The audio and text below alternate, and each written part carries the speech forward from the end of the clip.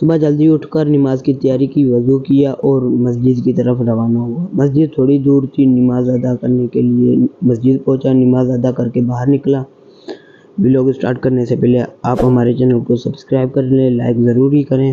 اور کل سے آج موسم بہت بہتر تھا کیونکہ کل اسموکنگ تھی اور آج اسموکنگ نہیں ہے۔ یہ سامنے ہمارا ٹیوب ویل ہے اور یہ گاؤں کی صبح صبح کی خوبصورتی۔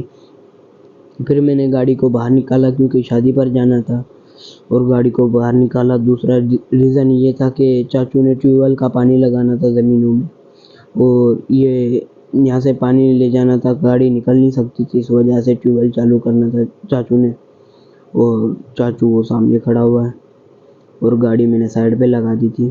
اس کے بعد میں شادی کے لیے ریڈی ہو گیا، گاڑی آلریڈی ریڈی تھی اور میں بھی ریڈی ہو گیا۔